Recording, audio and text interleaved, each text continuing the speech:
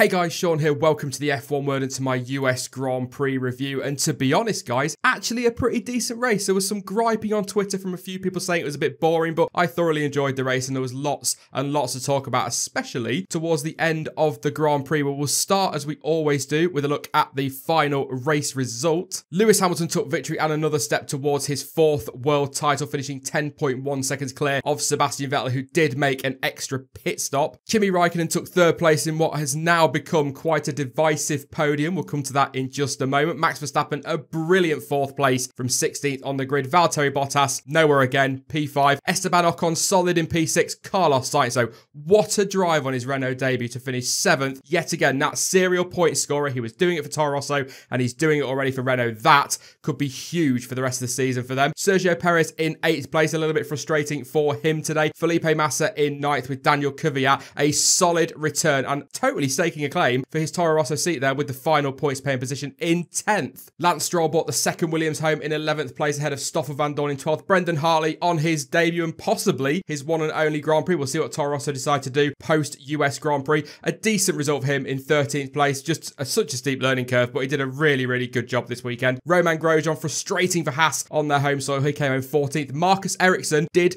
not finish last, and he finished the Grand Prix. That's incredible. That's worth a celebration on its own. That is P15 for Marcus Ericsson, and Kevin Magnussen just underlining those big problems for Haas this weekend. He finishes 16th, and your retirements list, Fernando Alonso, again, Daniel Ricciardo, massively frustratingly, Pascal Wehrlein, and Nico Hülkenberg. To be honest, guys, it's actually been quite difficult to decide what I want to talk about first about this Grand Prix, really, after all the controversy, if you like, on the last lap. But to be fair, we have to start with Lewis Hamilton and Mercedes. Mercedes, of course, with 1st and 5th today, they have wrapped up a 4th consecutive Constructors' Championship. And over the course of the season, guys, the consistency, the way both drivers performed has been absolutely fantastic. So consistent and a totally deserved 4th consecutive World Championship. Huge congratulations to Mercedes. That's all done and dusted. So all attention turns to the epic championship fight we've got between Lewis Hamilton and Sebastian Vettel. Or maybe not. Lewis Hamilton now 66 points clear with 75 available. It is done and dusted. I know there is still that glimmer of hope. You never know in Formula 1 what can happen, but it is a huge if, and it is going to take a hell of a turnaround or massive implosion from Mercedes for Sebastian Vettel to be able to turn this one around and win his 5th World Championship. It all looks now as though it's going to be 4 in a row for Mercedes in both Drivers' and Constructors' Championships. But off the line, it looked like we were going to get a hell of a race between them. Actually, to be fair, Sebastian Vettel got the better start side by side with Lewis Hamilton in turn 1, got his elbows out, a little bit of a nudge out of the way, and into the lead he went. But then just 2 laps later, really, Lewis Hamilton cruised up to the back of him, overtook him, and pretty much disappeared. But not in dramatic and incredibly dominant fashion, but in that way that Lewis Hamilton does so well, where he just gets enough of a gap and just looks after everything, controls the race and manages the race. And then when he was called upon to put his foot down, he put his foot down and just basically said, I've got you all covered, guys. Driving a stake through the hearts of Ferrari and their fans. They really were. But Lewis Hamilton in total control today. Got a little bit hairy at the first round of pit stops. Sebastian Vettel very nearly undercut him. We're talking by 0.8 of a second, maybe a second maximum. Very close indeed. But Lewis Hamilton just about had that covered, and he pretty much, yeah, cruised it. As I say, 10.1 seconds clear. Vettel did have a second stop, so actually to get that down to 10.1 seconds is actually pretty decent from Sebastian Vettel. But on average through the race, I would say that Lewis Hamilton was probably around 4 to 5, maybe 6 seconds ahead of Vettel consistently through the race. So he was just never going to get touched today, and he just looked dominant without being epically fast, if you like. It was definitely worth the second stop for Ferrari, though, and to stick those fresh tyres on Sebastian Vettel. Both the Ferrari boys had struggled today with tyre wear. The blistering on the tyres was actually quite surprising to see. So that stop makes perfect sense. Max Verstappen did the same. He made a second stop as well, and that really did bring the race alive. And we had a great comeback from Vettel and Max Verstappen, if you like, towards the end of the Grand Prix, which gave us some overtaking, lots of drama, lots of racing, a stunning overtake, really, from Sebastian Vettel up into turn 1, rather than down into turn 1. It's up into turn 1 at Austin, of course. Round the outside of Bottas, but up the inside of Stoffel Van Dorn at the same time. Yes, he had fresher tyres, but still a very decent overtake indeed. Max Verstappen, though, was very close to a podium, and we're going to have to come on to that point right now. Having made his second stop, Max Verstappen was absolutely flying and cruised up to the back of Bottas and overtook him, and then cruised up to the back of Kimi Raikkonen. The Ferraris looked to be struggling, but it was later kind of confirmed in the cooldown room that actually Vettel had backed off to give Raikkonen DRS to help him defend against Max Verstappen. But Max Verstappen, on the last lap, 3-4 corners from the end of the race, threw it up the inside of Kimi Raikkonen in a very daring and very, very brilliant move. The problem was, according to the stewards, it was a very illegal move. Now, in the letter of the law, yes, absolutely, Max Verstappen had all 4 wheels off the track when he overtook Kimi Raikkonen. It was, in F1 2017 by Codemasters terms, a corner cut. And he got a warning, and he ended up with a 5-second time penalty. My issue with that is the lack of consistency, yet again, from the FIA. All weekend, we've had drivers leaving the circuit, going all 4 wheels over the white line in a bid to gain time on their qualifying laps, their practice laps. Throughout the Grand Prix, every single driver was doing it, and not one of them got a penalty or a lap time deleted at any point over the course of the weekend. Then Max Verstappen makes an overtake, gets the crowd on their feet, absolutely roaring, people at home on their sofas jumping up, cheering. Fantastic, brilliant move, ballsy move. It's what we want to see, and they slap a penalty on it. Where is the consistency? It is absolutely ridiculous. As I tweeted out, the only consistent thing about the FIA's decision making is their inconsistency. It is beyond a joke now. If you're going to give Max Verstappen a penalty for that, absolutely fine. By the letter of the law, he had 4 wheels off the track. He should have given a position back. He got the penalty. I completely agree with that. But when you add that to all of the BS over the weekend of track limits, it is just unbelievable. No penalties for anybody. Let's remember that. I don't get it. I just do not understand it. I really don't. From the race director's point of view, I guess it's very difficult to police 20 cars going off track at pretty much every single corner. But if you just simply say to drivers, these are the white lines, they define the racetrack. If all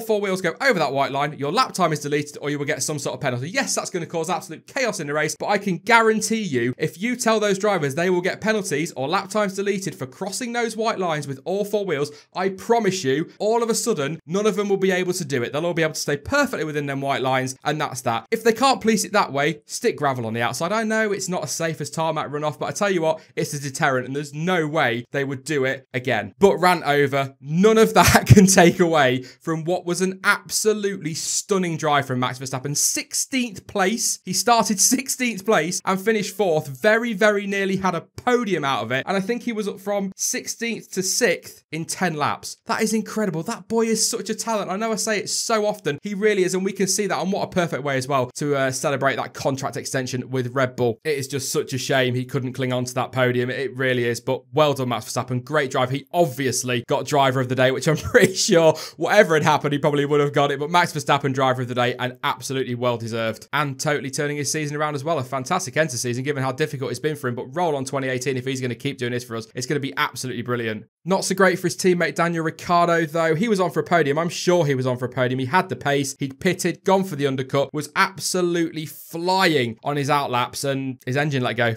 It was another Renault engine failure. Just so frustrating for Red Bull. They must be sick to death of it this season. Not as sick to death as Fernando Alonso is with Honda at the moment, but definitely sick to death of it, Red Bull. It's cost them so many points. I reckon, if you're looking at the championship, I think they could have had Ferrari this year had they not had the engine problems. But then at the same time, I guess if Ferrari didn't have their engine problems, they'd be close to Mercedes. But, that is the world of Formula One, and that is just the way it goes sometimes. But such a shame for Daniel Ricciardo. It really was. Behind the front 3 teams, though, another great race again for Force India, although they were very much outpaced for a lot of it. From Carlos Sainz in his Renault, Esteban Ocon did take 6th, as we saw in the result back there, and Sergio Perez in 8th. So they've just cemented 4th place yet again, just consolidated that. Absolutely perfect. That's all done and dusted pretty much, I would say. I can't see Williams catching him in there, but Carlos Sainz, what a drive today. Absolutely brilliant. Put so much pressure on the Force Indies because Sergio Perez was screaming on the radio, really, to get Esteban Ocon to get out of the way, but they just weren't having it, Force India, and Carlos Sainz, in the end, he nipped past Checo and very, very nearly got Esteban Ocon, only 2 seconds behind him at the end. Fantastic drive from him, and just, like I said at the start, serial point scorer for Toro Rosso, and he's going to do the same for Renault. That is going to have big ramifications for the championship going forward throughout the rest of this season. 3 races to go.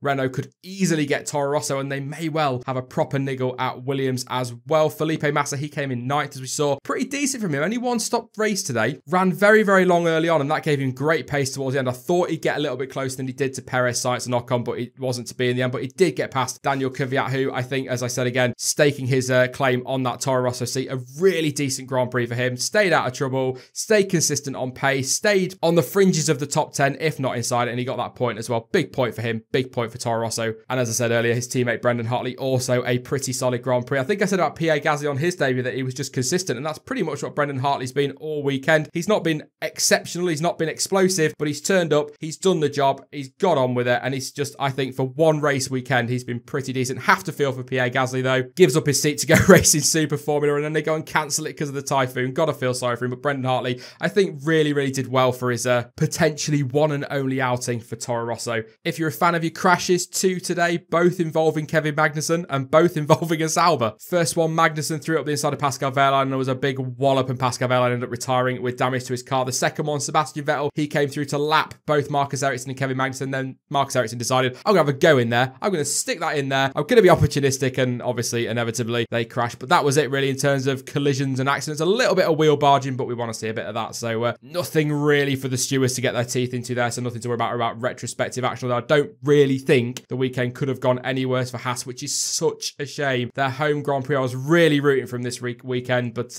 yeah, not been the best. And with a little bit of infighting as well with the drivers, they're kind of probably going to want to forget this weekend fairly swiftly. And as I've already said, kudos to Marcus Ericsson. He did not finish last, and he finished the race. Another man who didn't finish the race was Fernando Alonso, who sounds absolutely sick to death. I think he said 6 to 8 points gone again. That's another 6 to 8 points they've lost today. So frustrating for him, but there's only 3 more races to endure, Fernando. Don't worry, you'll be running Renault engines next year, which are bit more reliable and a little bit quicker as well, to be fair. So hopefully he'll be fighting towards the front end of the grid with those Red Bulls next season. Let's have a look then at the championship table, starting with the Drivers' Championship. Of course, Lewis Hamilton now 66 points clear of Sebastian Vettel with 75 points remaining. Valtteri Bottas not out of that fight for second place, but the championship is gone for him now. Daniel Ricciardo didn't score today, but remains 32 clear of Kimi Raikkonen. He should be able to hang on to that 4th place. Max Verstappen definitely turning his season around there, 126 points. Sergio Perez still ahead of Esteban Ocon, but was outscored by his teammate today. Carlos Sainz in 9th place now in a Renault, of course. He looks very very good. I'm really impressed. 54 points, having a stellar season is Carlos Sainz. And Felipe Massa jumps above Nico Hülkenberg with his couple of points today on 36. And in the Constructors' Championship, Mercedes, there they are highlighted in gold. Of course, it is all done. There is no catching them. That is a 4th consecutive Constructors' Championship, all wrapped up for Mercedes. Congratulations to them again. Ferrari and Red Bull pretty much done for 2nd and 3rd. Force India also for 4th. Williams, they are clear of Toro Rosso, but I'm pretty confident Renault are going to give them a proper fight now towards the end of the season. Renault, of course, now just 5 points behind Toro Rosso, and they've taken their serial point scorer. That is going to be frustrating for Toro Rosso. I think Renault are going to get at least 7th, at least 6th, and possibly even 5th place. Haas dropped back down to 8th after a weekend to forget. McLaren also not really a great weekend. They stick on 23, and Sauber still have their 5 points. That is it, though, for the US Grand Prix review. Guys, what did you think to the race? I actually really enjoyed it, but I know a few of you may have found it boring. Let me know in the comments down below what you think. And also, what did you think to all that kind of pre-race procession stuff with the driver announcements and all that? It was definitely interesting. It's good to see Liberty Media trying new things. They did it with F1 Live in London earlier in the year, and it's great to see that they're at least trying these things. Things that Formula One were very reluctant to do in the past, but at least they're giving it a go, and I suppose they're waiting for our feedback on it. But what do you guys think in the comments? Is it something we should stick with, or does it need just toning down maybe a tiny bit? I will be back in the week with another video, of course, guys, and next weekend is the Mexican Grand Prix. Love these back-to-back double headers, I really do. And let's hope that Mexico can throw up a Grand Prix like the US gave us. Some excitement, lots of overtaking, that's what we want to see. And get those elbows out, boys, get close. We want this scrapping. And maybe, just maybe, the FIA will arrive in Mexico with their consistent rule-making head-on. Yeah. I am on Twitter and Facebook as well, guys, so feel free to come and follow me at F1Word, and also feel free to check out my Patreon page as well. Links to all of those are in the description below. But as ever, thank you so much for watching. I've been Sean. This has been the F1 Word, and until next time, goodbye.